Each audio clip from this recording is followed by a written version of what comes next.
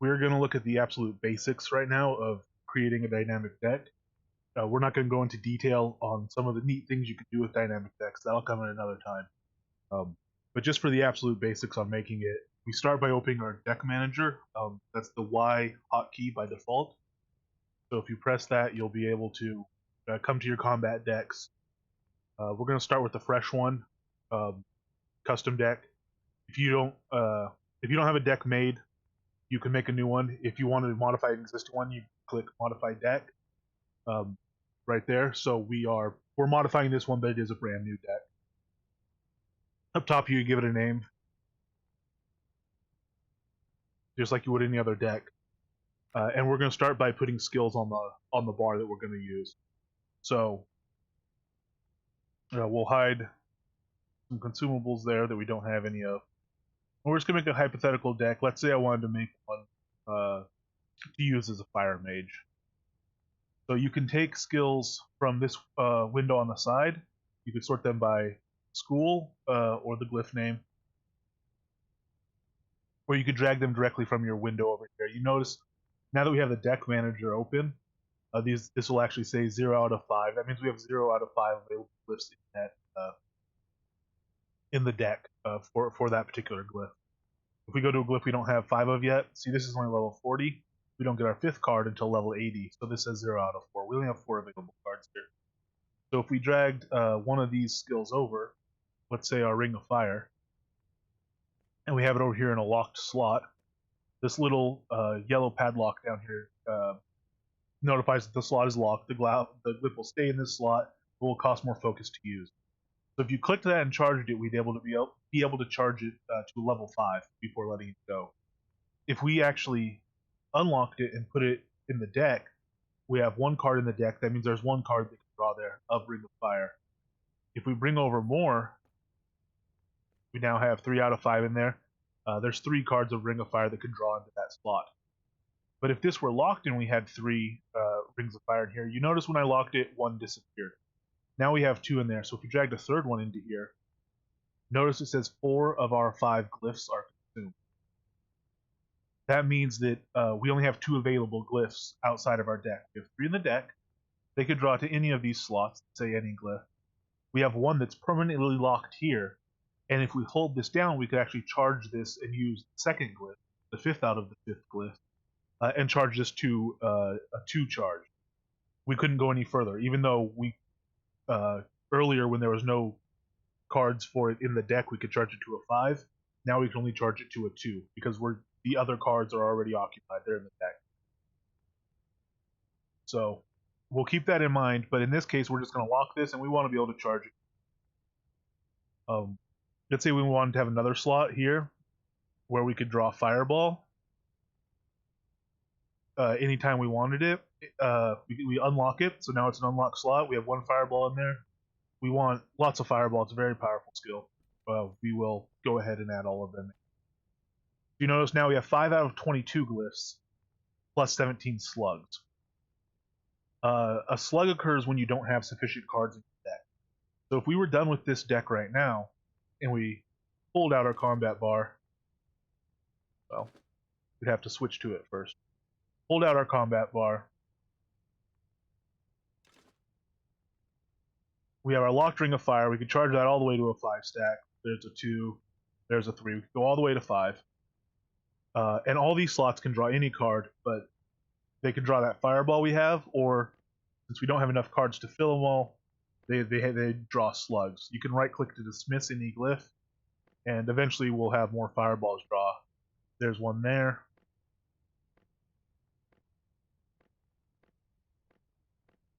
And eventually we'll get another.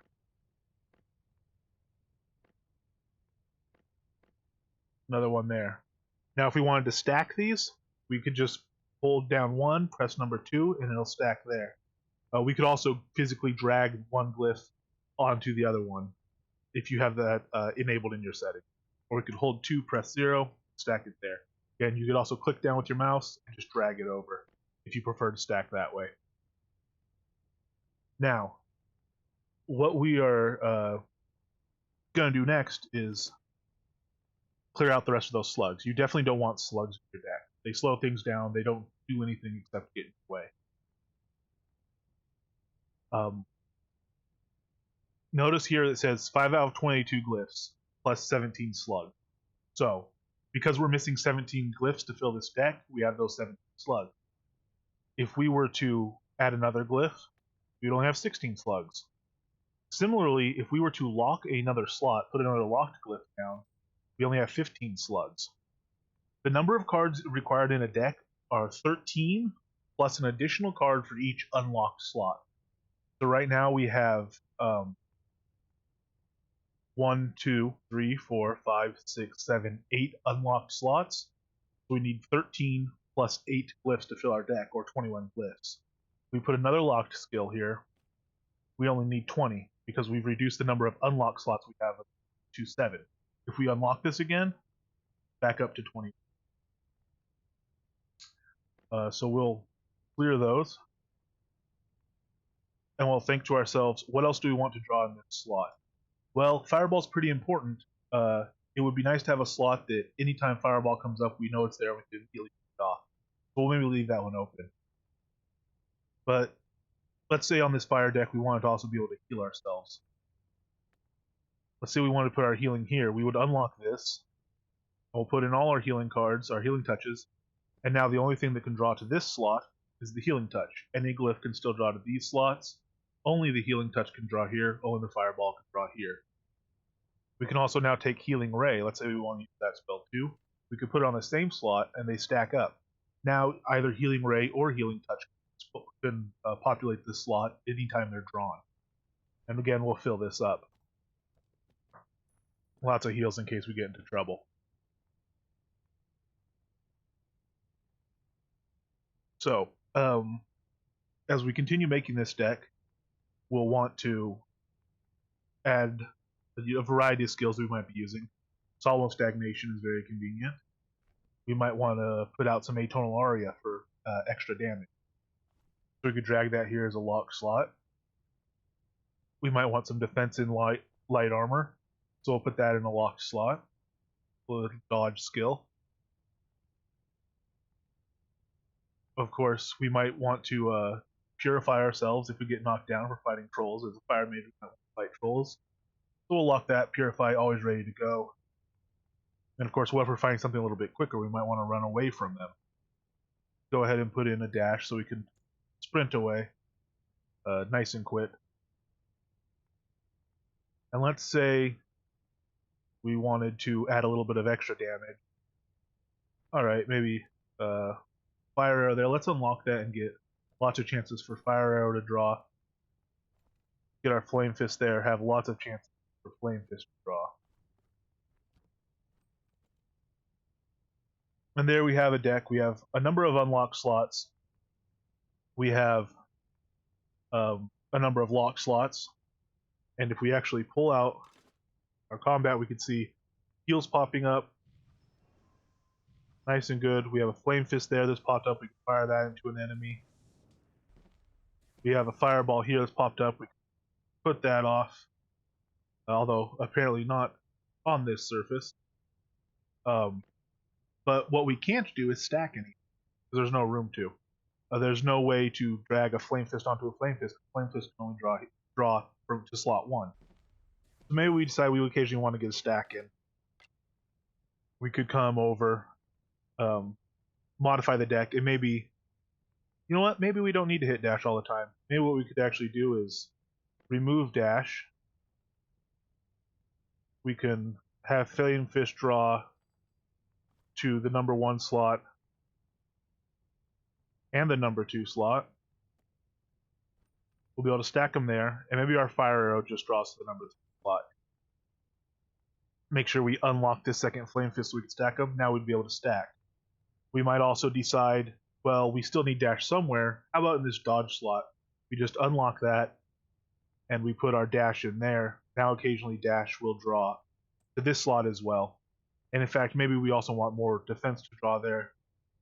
We could also put evasion in there. You see we have 27 glyphs in our deck. Some can only draw to 1 slot. Some are locked down. Fire in this case relocked itself because we moved it, so we'll have to unlock that. Go back, make sure everything's topped up. 5, 5, 5. Ring of Fire, 1 out of 5. That leaves all the other 4 ready to charge it up because it's blocked. That's exactly what we want. And we look pretty good to go. So we pull out our deck again and we see, actually, this is drawing pretty slow. These are staying empty for a while. And the reason is, right now I'm constantly drawing cards off my deck.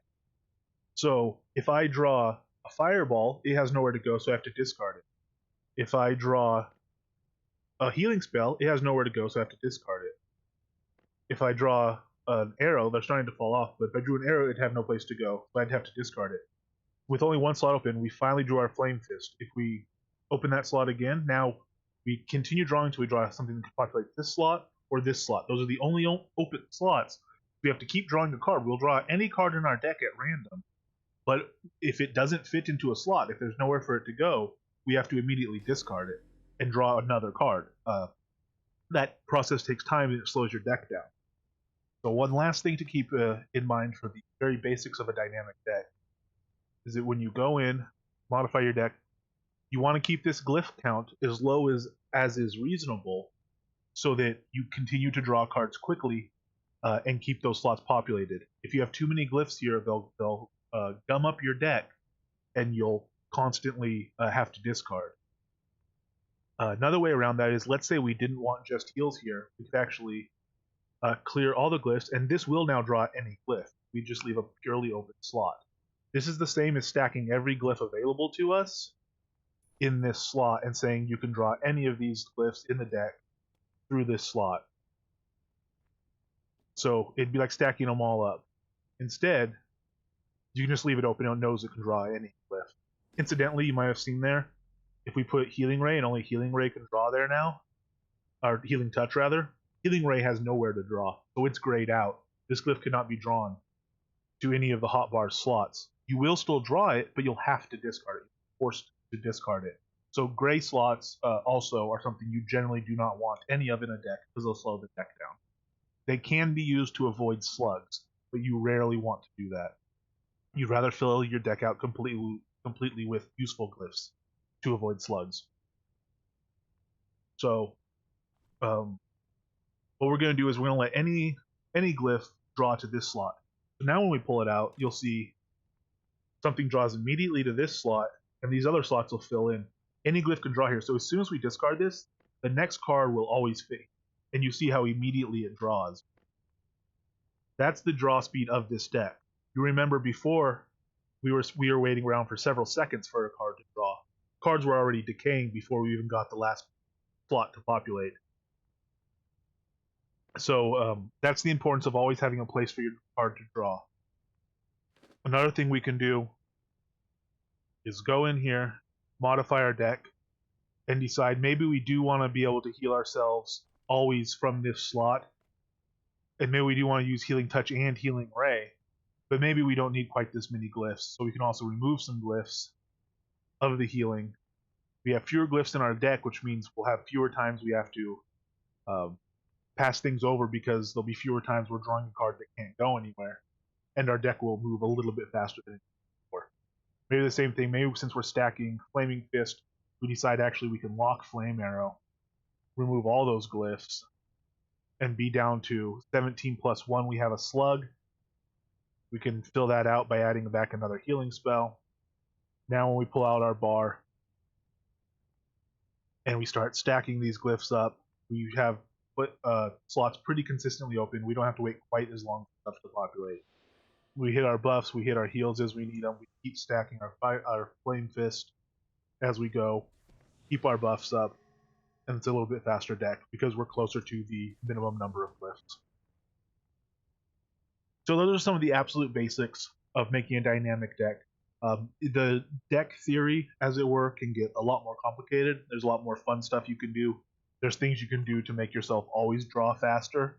There's a mind lock skill in the focus tree that's very valuable that lets you stop these glyphs from falling off or decaying, like you see they're doing if we don't use them in time. And even we have a nice, powerful stack of Flame Fist here. If we don't use that and we wait too long, it'll decay as well. The timer resets every time you stack something. But eventually, if we don't use that, it's going to fall off. We're going to lose all that effort of stacking. Mind lock for that, very important. Stops that from happening. stops you from losing that entire 4 stack like we just did, or 5 or 6 stack or whatever it is. We'll go into that in another video, go into more depth. Hopefully this one's been informative, been useful, and I will catch you guys next time.